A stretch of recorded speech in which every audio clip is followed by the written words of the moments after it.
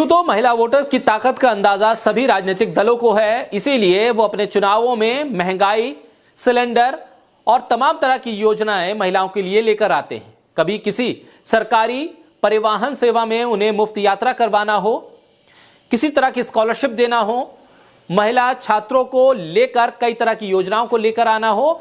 हाल के दिनों में महिला सम्मान या लाडली बहना योजना के नाम से बहुत राजनीतिक बयानबाजी हुई और इसका असर भी दिखा।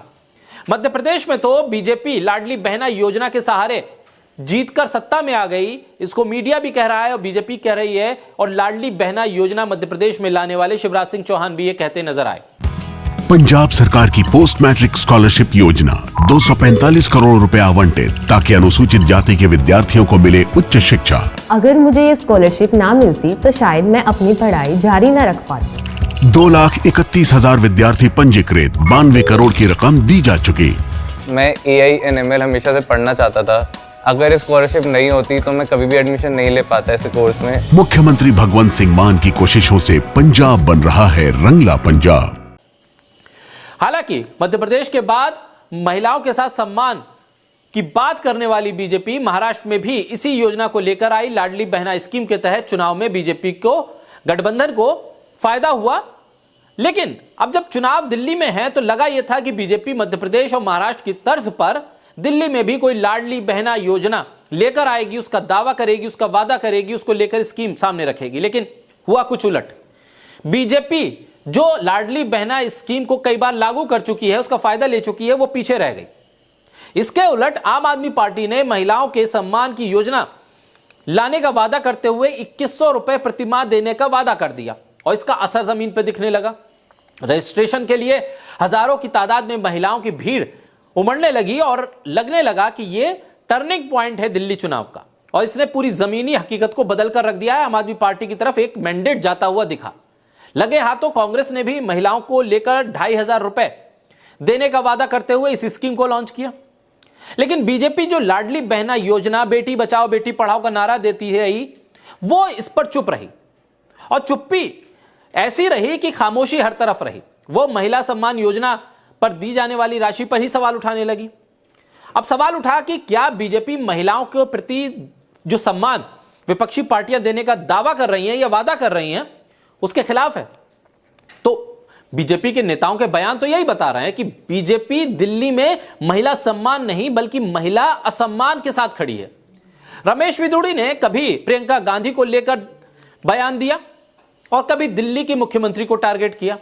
महिला सम्मान के प्रति सभी पार्टियां यूं तो गंभीर रहती हैं और कोई नेता अगर कोई महिलाओं को टारगेट करते हुए कोई असम्मान के भाव के साथ शब्द जाहिर कर देता है तो पार्टी उस बयान के विरोध में खड़ी होती है, खंडन करती है, उस नेता का निजी बयान बताते हुए पल्ला झाड़ लेती है, कह देती है इससे हमारा कोई लेना देना नहीं। लेकिन यह राष्ट्रवादी काल है, यह राष्ट्रवादी युग है।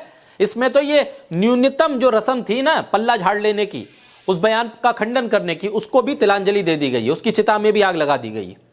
यहां दिल्ली में रमेश विदुड़ी ने प्रियंका गांधी से लेकर दिल्ली की मुख्यमंत्री तक पर बयानबाजी कर दी, लेकिन बीजेपी की तरफ से कोई इस बयान का खंडन नहीं आया। किसी ने यह नहीं कहा कि यह गलत शब्द का इस्तेमाल हुआ, किसी ने यह नहीं कहा कि रमेश विदुड़ी ने गलत कहा, बल्कि रमेश विदुड़ी का साथ देने वाले बयान सामने आने लगे।